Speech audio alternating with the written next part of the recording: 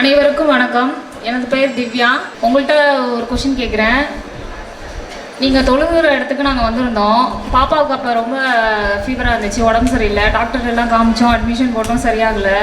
அப்போ பக்கத்து வீட்டு ஆண்டி சொன்னாங்க, இது மாதிரி போய் தொழுகிற இடத்துட்ட போயிட்டு ஓதிட்டு வா அப்படின்னு சொன்னாங்க. ஒரு 5 times ஓதுனோம். பாப்பாவுக்கு நல்லா போயிடுச்சு. கண்ணை மூடிட்டு ஓதிங்க. அப்புறம் தண்ணி கொடுத்தீங்க.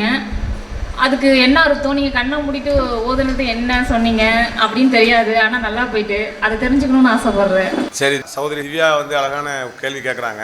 இஸ்லாமிய சகோதரர் ஒருத்தரை பார்க்க வந்தேன். அங்கே ஓதி பார்த்தாரு, தண்ணியை லேசாக தொலைச்சிக்கிட்டு சுப்பாசான்னாரு, நோய் சரியாயிடுச்சு அப்படிங்கிறது அவங்களுடைய கேள்வி. பொதுவாக இந்த ஓதி பார்க்குற விஷயத்தில் ஒரு அடிப்படை ஒன்று இருக்கிறது. என்னன்னு கேட்டிங்கன்னா, இப்போ ஓதி பார்க்கலாமான்னா பார்க்கலாம். இஸ்லாமிய மார்க்க அடிப்படையில் ஓதி பார்க்கலாம். ஆனால் ஓதி பார்த்ததுனால தான் நோய் குணமாகுங்கிறதுக்கு உத்தரவாதம்லாம் கிடையாது. அதை அடிப்படையாக நீங்கள் விளங்கிக்கிடணும். ஓதி பார்க்கலாமான்னா எங்கே வேணாலும் பார்க்கலாம். இப்போ நான் ஓத தெரிஞ்ச ஆள்னு வைங்க, நான் உங்களுக்கு ஓதுறேன்னா அது ஓதலாமான்னு கேட்டால் ஓதலாம்.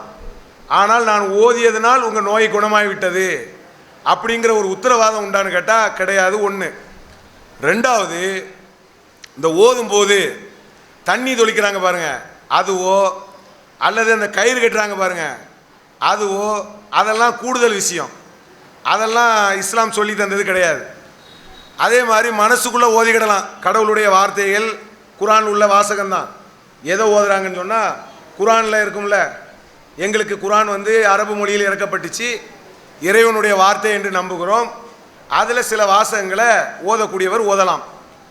ஆனால் இப்படி ஓதக்கூடிய நேரத்தில் இப்போ நீங்கள் இந்த ஊரில் இந்த இடத்துல இன்ன நபர்கிட்ட ஓதி பார்த்தா நோய் சரியாகும் அப்படின்னு நீங்கள் நினச்சி போனீங்கன்னா அது தப்பாக போயிடும். அதே மாதிரி ஒருத்தர் கயிறு கட்டுறாரு, அப்படி அவர்கிட்ட போய் கயிறு கட்டுறீங்கன்னு வைங்க, அதுவும் தவறானது தான். அப்படியெல்லாம் செய்யக்கூடாது. இஸ்லாம் என்பது ஓதி பார்த்து நோயை குணமாக்குங்க அப்படின்னு சொல்லி முதன்மையாலாம் இஸ்லாம் பிரச்சாரம் செய்யலை. இஸ்லாம் என்ன செய்யுதுன்னு சொன்னால், மருத்துவம் பார்க்க தான் சொல்லுகிறது. மருத்துவம் பார்த்து அதில் நோய் குணமான அது இறைவனுடைய நாட்டத்தில் உள்ளது. மருத்துவம் என்பதே இறைவனுடைய ஒரு படைப்பு தான். மருத்துவம் என்பது மருத்துவர்கள் கண்டுபிடிச்சதெல்லாம் கிடையாது. இப்போ நமக்கு காய்ச்சல்னு சொல்லி ஒரு மாத்திரை ஒன்று தர்றாரு. அந்த மாத்திரை தரக்கூடிய டாக்டர் அந்த மாத்திரையை பானோகத்தில் அவர் பர்ச்சேஸ் பண்ணலை. அது இந்த பூமியில் இருக்கக்கூடிய சில மருந்துகள், சில கெமிக்கல்கள், இதுகளை சேர்த்து நமக்கு என்ன செய்கிறாரு, மாத்திரையாக தர்றாரு. அப்போ அந்த கெமிக்கலை, அந்த மருந்துகளை இந்த உலகத்தில் படைச்சது யார்? இறைவன் தானே. அப்போ இறைவன் தான் நமக்கு நோயையும் தருகிறான், இறைவன் தான் அதற்குரிய நிவாரணங்களையும் தருகிறான். நோயை கொடுத்து தான் வந்தான், அதுக்குரிய நிவாரணங்களை கொடுத்ததும் யார் தான்? இறைவன் தான்.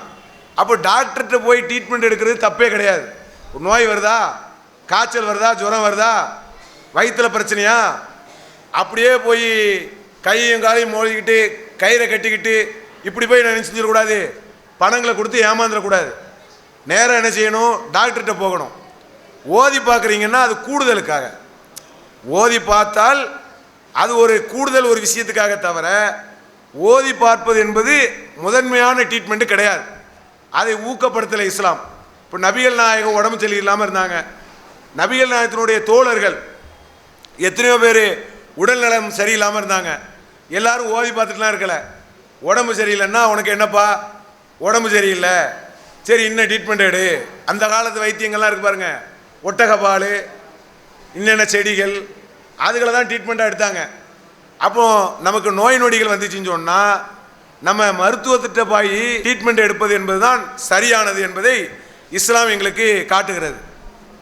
இன்னும் பாருங்க, இந்த ஓதி பார்க்கக்கூடிய விஷயத்தில் இது முஸ்லீம், இந்துக்கள், கிறிஸ்டின்லாம் கிடையாது. எல்லா மதத்திலையும் பிராடுகள் நிறையா இருக்கிறாங்க. அதனால் கொஞ்சம் கவனமாக இருக்கணும்.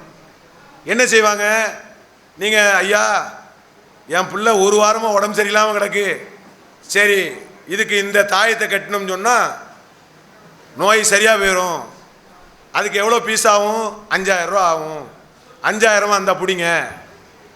உடனே என்ன செஞ்சிடும், அந்த பணத்தை நீங்கள் கொடுக்குறீங்க, தாயத்தை கட்டுறீங்க, ஏமாறுறீங்க.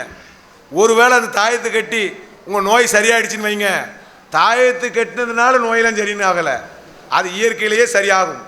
கடவுள் எந்த ஒரு நோயாக இருந்தாலும் இயற்கையிலேயே சரி செய்யக்கூடிய ஒன்றை வைத்திருக்கிறார். நீங்கள் என்ன சொல்லுவீங்க, அந்த ஆள்கிட்ட போனங்க, ஒரு கயிறு ஒன்று தந்தாருங்க, கட்டுனே சரியாயிடுச்சுமேங்க அப்படி நினைப்பீங்க. ஆனால் அதனால் சரியாகலை. அது எதனால் சரியாச்சு? இயற்கையிலேயே நோய் சரியாகும். இப்போ நமக்கெல்லாம் எத்தனையோ நோய் வருது, நம்ம கயிறும் கட்டுறது இல்லை, டாக்டர்கிட்டையும் சில நேரம் போகிறது இல்லை, வந்தால் 2-3 நாளில் போயிடுது. இப்போ நான் கயிறு கட்டினா என்ன அர்த்தம் தெரியுமா? கயிறு கட்டினதுனால தான் சரியாயிடுச்சுன்னு நம்ம நினைப்போம். அப்போ யார்கிட்டையும் போய் ஏமாந்துடக்கூடாது. நிறைய மோசடிக்காரர்கள், ஏமாற்றுக்காரர்கள், வித்தைக்காரர்கள் இருக்கிறாங்க, மந்திரம் வர வைக்கிறவங்களாம் இருக்கிறாங்க. அவங்கக்கிட்ட போய் பணங்களை கொடுத்து ஏமாந்து விடக்கூடாது அப்படிங்கிற ஒரு விழிப்புணர்வையும் இஸ்லாம் எங்களுக்கு கற்றுத்தருகிறது. இஸ்லாம் மற்றும் சமுதாய செய்திகளை அறிந்து கொள்ள தமிழ்நாடு தௌஹீத் ஜமாஅத் யூடியூப் பக்கத்தை உடனடியாக சப்ஸ்கிரைப் செய்து கொள்ளுங்கள். மேலும் பெல் பட்டனையும் கிளிக் செய்து கொள்ளுங்கள்.